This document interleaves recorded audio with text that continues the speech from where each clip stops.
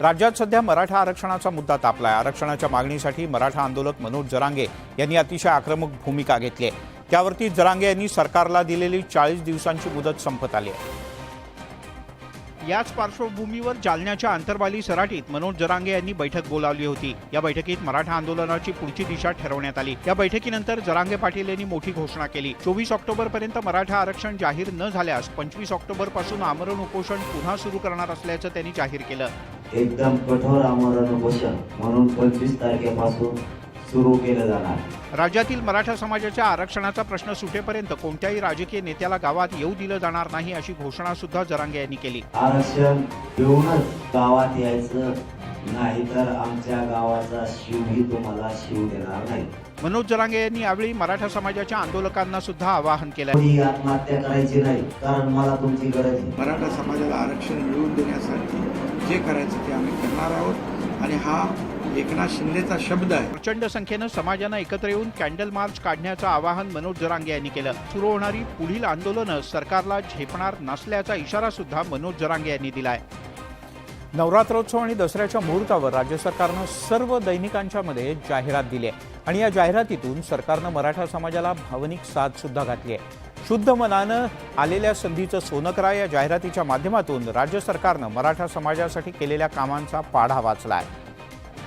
या जाहिरातीत ईडब्ल्यूएस आरक्षणाचा मराठा समाजाला लाभ हे ठळकपणे नमूद करण्यात आलंय। मनोज जरांगे पाटील यांनी 17 दिवसानंतर मुख्यमंत्र्यांच्या उपस्थितीत उपोषण सोडलं होतं। यावेळी त्यांनी काही अटी घातल्या होत्या। मराठवाड्यातील मराठा समाजाला सरसकट कुणबी प्रमाणपत्र आणि आंदोलकांवर गुन्हे मागे घ्या ही मुख्य अट होती। मनोज जरांगे पाटील यांनी 40 दिवसांची मुदत देऊन राज्यभरात सभांचा धडाका सुरू केलाय। तर राज्य सरकार मराठा आरक्षणासाठी प्रयत्नशील असल्याचं सांगण्यात आलंय। आमचं हे मर्द मराठा राज्य सरकार अशा पद्धतीचा ऍड छापण्याची हिंमत करू शकतात, कारण का हे आम्ही करून दाखवलेलं आहे। मराठ्यांचा आरक्षणाचा विषय आला, जाहिराती द्यायला पैसे आमच्या कशाला साकडे मोडी झाली। तुम्ही काय गणित शास्त्रज्ञ का मास्तर होते तुम्ही गणिताचे? राज्य सरकारनं मनोज जरांगे पाटील यांच्याकडे मागितलेली मुदत आता संपत आली आहे। त्या पार्श्वभूमीवर मराठा समाज आणि सरकारमधला वाद तीव्र होण्याची शक्यता आहे। ईडब्ल्यूएस आरक्षणावरून शिंदे सरकारनं वृत्तपत्रांमध्ये जाहिराती दिल्या। मराठा समाजाच्या विकासासाठी शासन कटिबद्ध अशा प्रकारच्या या जाहिरातीत स्पष्ट उल्लेख आहे। पण ईडब्ल्यूएस आरक्षणाचा मराठा समाजाला फायदा मिळत असल्याचं सरकारनं ठामपणाने सांगितलंय। मराठा आरक्षणाचा निर्णय अद्याप झाला नसला तरी सरकारनं आतापर्यंत कोणती पावलं उचलली आहेत याची माहिती राज्य सरकारनं या जाहिरातीतून दिली आहे। मराठा आंदोलकांवरचे दाखल गुन्हे मागे घेण्यात आले आहेत। ईडब्ल्यूएस अंतर्गत 10% आरक्षणातून विविध शैक्षणिक अभ्यासक्रमांमध्ये 31,000 विद्यार्थ्यांपैकी 78% मराठा समाजाच्या विद्यार्थ्यांना प्रवेश देण्यात आलाय।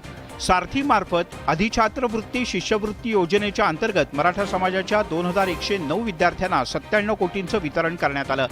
सारथीकडून प्रशिक्षण घेतलेल्या 51 विद्यार्थ्यांची यूपीएससी मार्फत निवड झाली आहे। 304 विद्यार्थ्यांची एमपीएससी मार्फत निवड झाली आहे। मराठा समाजाच्या 75 विद्यार्थ्यांना परदेशी शिष्यवृत्तीचा लाभ देण्यात आला। त्यासाठी सरकारने 21 कोटींची तरतूद केली। राजर्षी छत्रपती शाहू महाराज शिक्षण शुल्क शिष्यवृत्ती योजनेच्या अंतर्गत 17,54,994 विद्यार्थ्यांना व्यावसायिक शिक्षणासाठी 9,262 कोटी रुपये मंजूर करण्यात आले आहेत।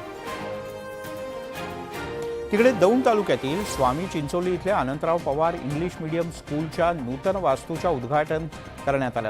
शरद पवार यांच्या हस्ते या वास्तूचं उद्घाटन झालं। या कार्यक्रमाच्या निमित्तानं पवार कुटुंबीय एकाच मंचावर आले होते। अजित पवार सत्तेत सहभागी झाल्यानंतर राष्ट्रवादी काँग्रेसमध्ये फूट पडली। या फुटीनंतर या कार्यक्रमाच्या निमित्तानं पवार कुटुंबीय एका व्यासपीठावर आले होते।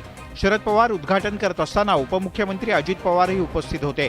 उद्घाटनाच्या नंतर पवार काका पुतणे मंचावर शेजारी शेजारी बसणार का याची उत्सुकता होती। मंचांच्या खुर्च्यावर कोण कोण कुठे बसणार त्यानुसार नावांच्या पाट्या चिकटवण्यात आल्या होत्या। पवार काका पुतणे या कार्यक्रमात शेजारी शेजारी बसतील असं वाटत होतं। स्टेजवर बसून ते एकमेकांशी बोलतात का याची उत्सुकता होती। मात्र निमंत्रण पत्रिकेवर नाव नसताना ऐन वेळेला प्रतिभा पवार यांच्या नावाची खुर्ची ठेवण्यात आली। त्यानंतर अजित पवार यांची खुर्ची ठेवण्यात आली होती। मात्र उपमुख्यमंत्री अजित पवार यांनी आपल्या नावाची पट्टी काढली। आपली खुर्ची अजित पवार यांनी मातोश्री आशाताई पवार यांना दिली।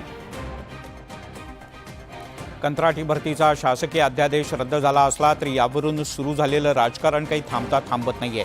कंत्राटी भरतीचा जी.आर. रद्द झाल्यानं महाविकास आघाडीकडून जल्लोष सुरू आहे। मात्र देवेंद्र फडणवीस यांनी या निर्णयासाठी महाविकास आघाडीकडेच बोट दाखवलंय।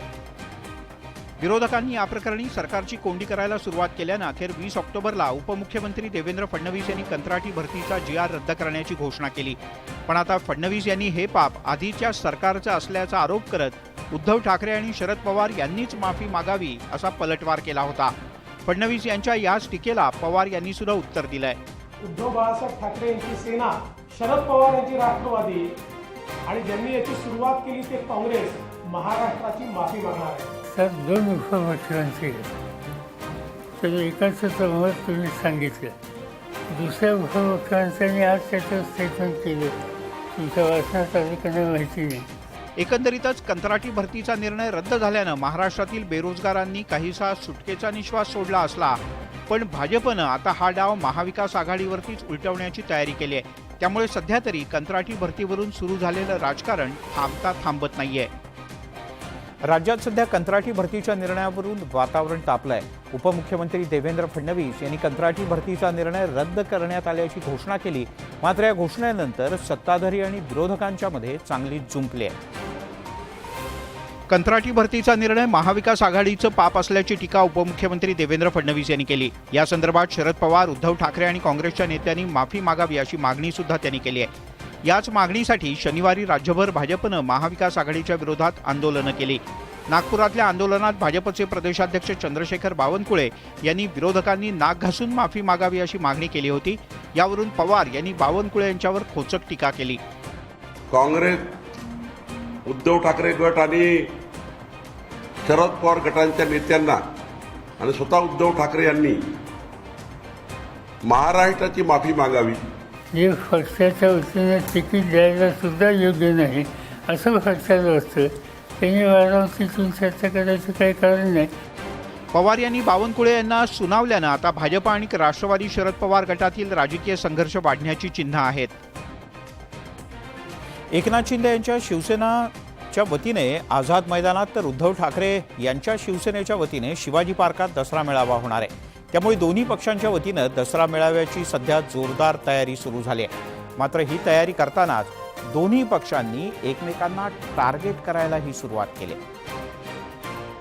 ठाकरे गटाचा दसरा मेळावा शिवाजी पार्कवर पार पडणार आहे. या मेळाव्याचा एक नवीन टीझर गटानं जारी केलाय. या टीझरमधून शिंदेंच्या शिवसेनेवर निशाणा साधण्यात आलाय. या टीझरमध्ये अप्रत्यक्षपणे पुन्हा एकदा शिंदेंच्या शिवसेनेचा उल्लेख गद्दार असा करण्यात आलाय. शिवाय मर्द विकला जात नाही, मर्द गद्दारी करत नाही असा संदेश सुद्धा या टीझरमधून देण्यात आलाय. ठाकरे गटाचे खासदार संजय राऊत यांनी सुद्धा दसरा मेळाव्यावरून शिंदेंच्या शिवसेनेला लक्ष केलंय.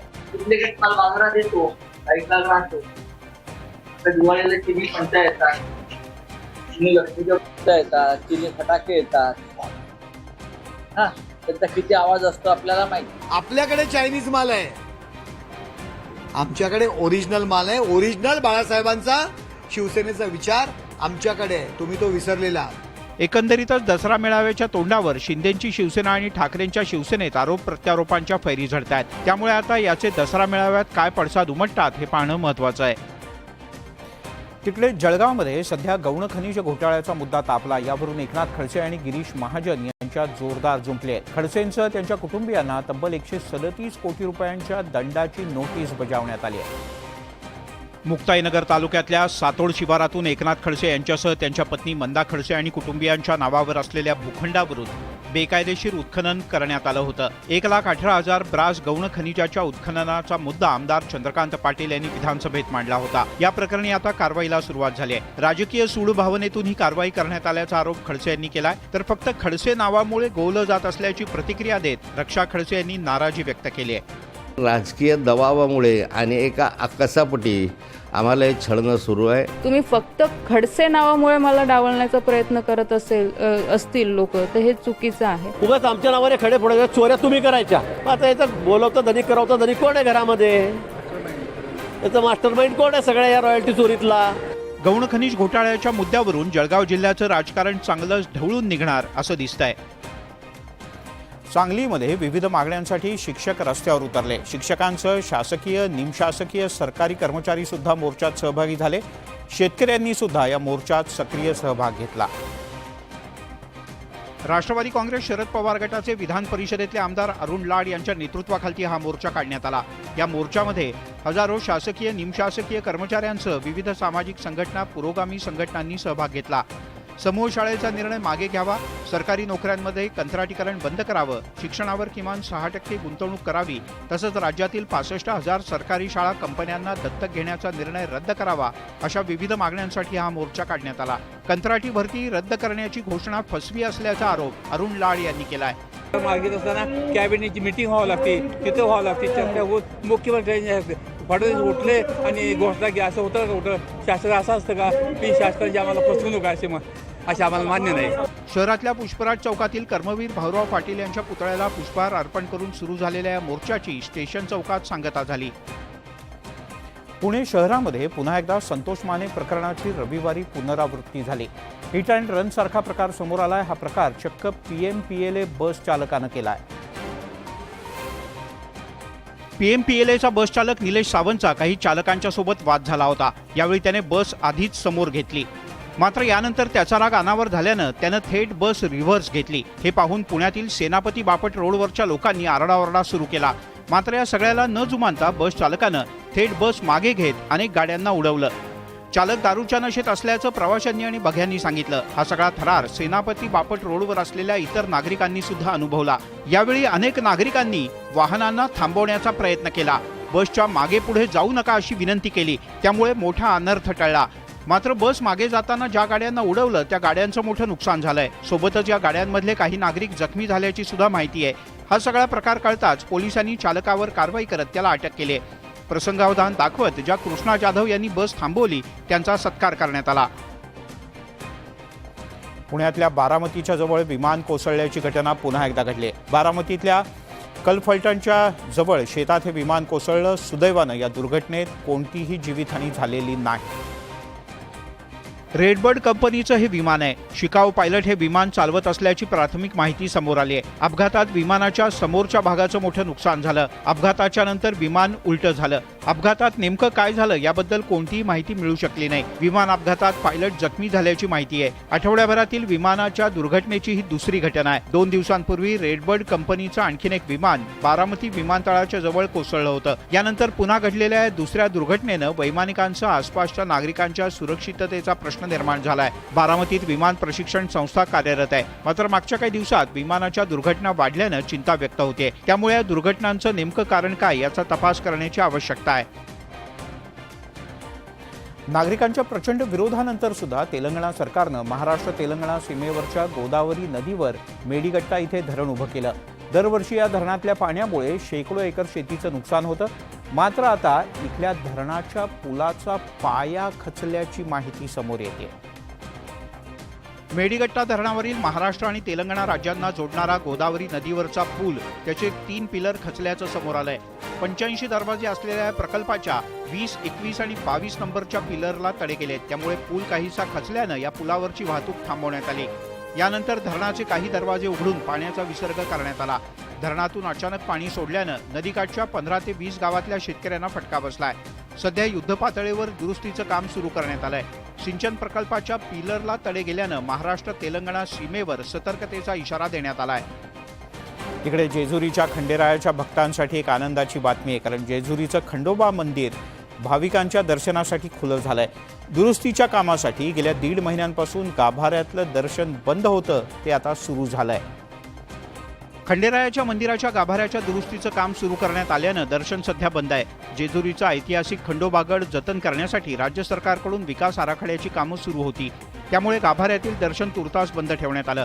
गाभारा दर्शनासाठी बंद असल्यानं भाविकांची संख्या रोडावली होती। अखेर जेजुरी गडावर विविध विकास कामं वेगानं करून अखेर गाभारा दर्शनासाठी खुला करण्यात आला। गाभारा खुला झाल्यानं भाविकांनी दर्शनासाठी यावं आणि कुळधर्म कुळाचार करावेत असं आवाहन मार्तंड देवस्थानकडून करण्यात आलंय। भाविकांना दसरा हा उत्सव महाराष्ट्रामध्ये नव्हे तर देशामध्ये जेजुरीमध्ये फार मोठ्या प्रमाणात साजरा केला जातो आणि त्या दसऱ्याच्या निमित्त आजपासून मंदिर भाविकांसाठी खुले करण्यात आले आहे। गाभारा दर्शनासाठी खुला झाल्यानं भाविकांची गर्दी पुन्हा एकदा वाढू लागली आहे। दसऱ्याच्या मुहूर्तावर खंडेरायाच्या गाभाऱ्यातून दर्शन सुरू झाल्यानं भाविकांना मोठा दिलासा मिळाला आहे। शिर्डीमध्ये सोमवारपासून दसऱ्याच्या उत्सवाला सुरुवात होते। या 4 दिवसीय दसरा उत्सवासाठी साईनगरी दुमदुमली आणि सज्जही झाली आहे। भाविकांच्या स्वागतासाठी शिर्डीत जय्यत तयारी करण्यात आली आहे. साईबाबांचा पुण्यतिथी उत्सव येत्या विजयादशमीच्या दिवशी साजरा करण्यात येणार आहे. सोमवारी साईबाबांची काकड आरती आणि त्यानंतर पोथी मिरवणुकीनं उत्सवाला सुरुवात होईल. विजयादशमी उत्सवासाठी शिर्डीत लाखो साई भक्त येतात. या पार्श्वभूमीवर साई भक्तांच्या स्वागताची जय्यत तयारी करण्यात आली आहे. मंदिर परिसरात आकर्षक स्वागत कमानी उभारण्यात आली आहेत. मुंबईतील द्वारकामाई मंडळ दरवर्षी अतिशय आकर्षक कमान उभी करतं. यंदा राम मंदिराचा देखावा या कमानीवर साकारण्यात आलाय. साई मंदिराला आकर्षक विद्युत रोषणाई करण्यात आली तर साई मंदिर फुलांनी सजवण्यात आलं आहे. यासोबतच 100% बातम्यांमध्ये इथे थांबूया. ताज्या बातम्यांचा ओघ न्यूज 18 लोकमतवर सुरूच राहील.